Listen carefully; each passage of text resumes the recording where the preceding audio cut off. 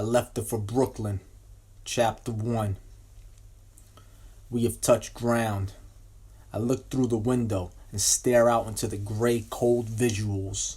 I'm in no rush, yet I feel every passenger's impatience affecting my own. A glance back inside, and the entire row sits like high school students waiting for the bell. The salaryman beside me had been on his laptop most of the flight. His anxious eyes probably want to get back to it. My eyes return to the outside. As far as the eye can see, nothing but clouds and wet concrete. Mis Madres' first flight out the Isla was to this very destination. I can imagine them and the rest of the Dominicans clapping once the plane landed.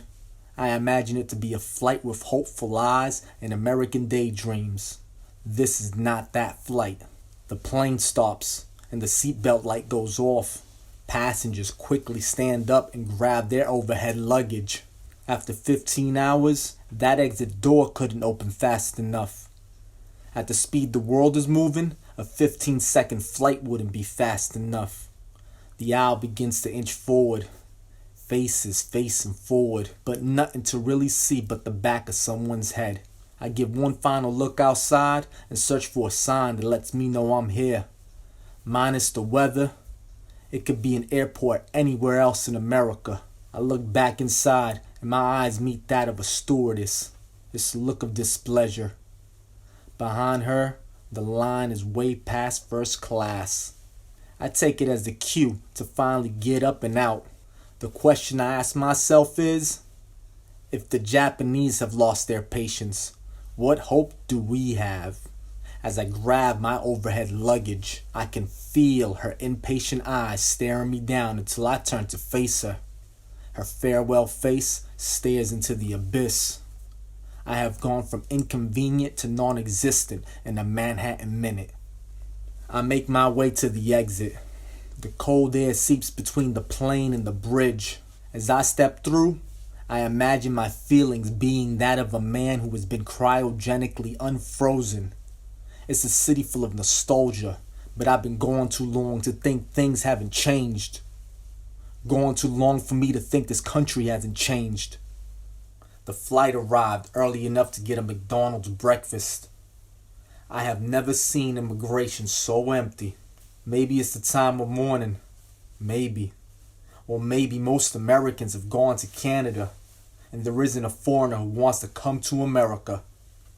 Maybe. My expectations are to be greeted by TSA with an attitude. Yet international arrivals pleasantly welcomes me with a smile and directs me through the latest security process. It felt like there were still people who didn't live and die by the outcome of an election. The new security machine looks like an ATM. As a first-timer, I stand and watch U.S. nationals scan their passports into the system. The security algorithms cross-examine their faces. One day, this facial identification will be the keys to an apartment. Like a Red Sox player at Yankee Stadium, I step up to the plate. The camera stares with its dead eye and takes a better look at me than I ever have. Does it only identify terrorists and narcos? Or am I at America's pearly gates, waiting for the approval of a St. Peter app? The machine clears me and prints out a ticket as if I purchased myself. Welcome to the capital of capitalism. At the exit, the process gets human. A nonchalant officer places his hand out and awaits my documents. His demeanor has military all over it. I give him my passport and a smile. What's your final destination? His Long Island tone is in autopilot. I don't have one, I reply. His eyes switch to manual mode and he sees what the algorithms missed. He quickly glances at my documents and reconfirms my American citizenship. And with a no-nonsense grin, he replies, "We all do." I commit to the exit answer and tell him, "Buenos Aires." Looking away, he hands me my passport and with a Happy Meal smile says, "Stay out of trouble." "Muchos gracias," I tell him, but he's already back to auto mode. After a few corridors, up and down escalators, and customs, I reach the terminal's platform. The air train must be an immigrant's first ride.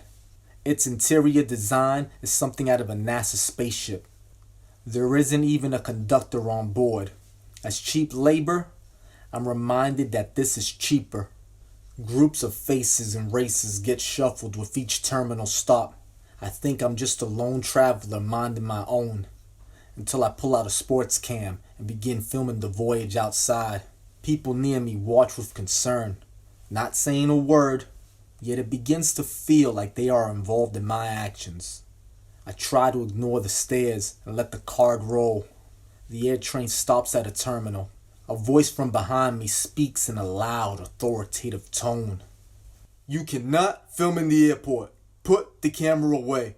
I turn around to a guard, his right eye's looking behind me, and his left eye's looking at the girl across me. I'm reminded of terrorism and realize this is not the place to fuck around. Obedient, I grab the camera and shut it off. As I reach for the zipper of my bag, he repeats in a loud, authoritative voice, "You cannot film in the airport. Put the camera away." I pause as the air train doors shut and the shuttle begins to move. My eyes read. Is that not what the fuck I was doing? Slowly, the pages in my mind turn to a thought. The confrontation doesn't end here. We continue staring at each other. Nature denied him direct eye contact, but his vision and attention are clearly looking into my pupils. He might be thinking I'm just another poppy without a word of English. Or he might be thinking I'm straight out the Middle East. I don't say a word. Even if I comply, I still imagine more guards getting on board and forcefully detaining me. After a few more seconds, his authoritative stance softens. With nowhere to go on a moving shuttle, he just stands in front of me, right eye looking at me, but he's no longer looking at me. In order to keep it as cool as the temperature outside, I also look away, but find the heat of the crowd and all its attention centered on me. Each gaze shares an opinion, and then turns to see if another gaze shares that same opinion. Feeling alien as fuck, I turn my back to all the passengers and just watch as the shuttle pulls into the next terminal. The guard, along with our audience, gets off the air train. The seats are vacated, and I choose to lean against the window. Amongst the passengers, one, maybe none, witnessed me being taken to high school. But before my embarrassment could totally fade, my conscience says to me, "Welcome home, Nino." At arrivals, I finally take an isolated seat, and I try my best to organize my situation. The place is nearly empty, but my thoughts are full. I got 13 hours. JFK's a dead zone, no Wi-Fi. My iPhone is a dead zone, no cellular data. It'll be 13 hours of New York, and the only thing on my mind is all that she doesn't know. Like a knee-jerk reaction, I ask myself aloud the rhetorical question, how the fuck did I get here? My voice comes off harsh and angry at me. I look around to see if anyone heard. Save for a few Orthodox Jews by the entrance, I'm surrounded by empty chairs. Yet I somehow don't feel alone. I look up and contemplate. Airports are full of security cameras.